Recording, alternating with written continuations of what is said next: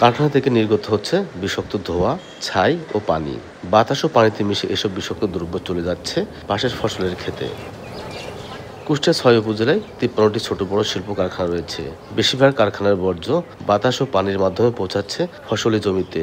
এতে ব্যাহত হচ্ছে ফসল উৎপাদন। অনেক ক্ষেত্রে ফলন আসার পরও নষ্ট হয়ে যাচ্ছে। শিগগিরই এ বিষয়ে ব্যবস্থা নিতে প্রশাসনের কাছে দাবি কৃষকদের। ধানের গোড়া পচে গেলে পারে, ওই ধানটা পড়ে গেলে পারে, ধানের মাথায় আর ধান থাকে না। ধান যখনই থোড় হয় তখন ওই গ্যাসের পানিতে ওই নিচের অংশটা পচে ধান পড়ে যায়। খুব ক্ষতিগ্রস্তের মধ্যে আছে। এখন বাধ্যগত আমরা আছে এইভাবেই আবাদ করি। সরকারের কাছে আমাদের আকুল আবেদন যেন এই ছাইগুলো তারা আটকায় দেয়, এটা বন্ধ করার জন্য চেষ্টা করে। এ বিষয়ে ব্যবস্থা নিতে নিয়মিত অভিযানের আশ্বাস জেলা প্রশাসনের।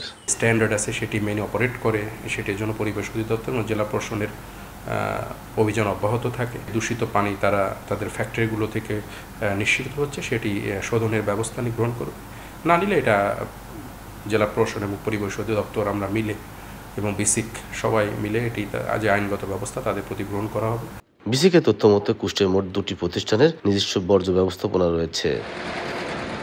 এস এম রাশেদ, সময় সংবাদ, কুষ্টিয়া।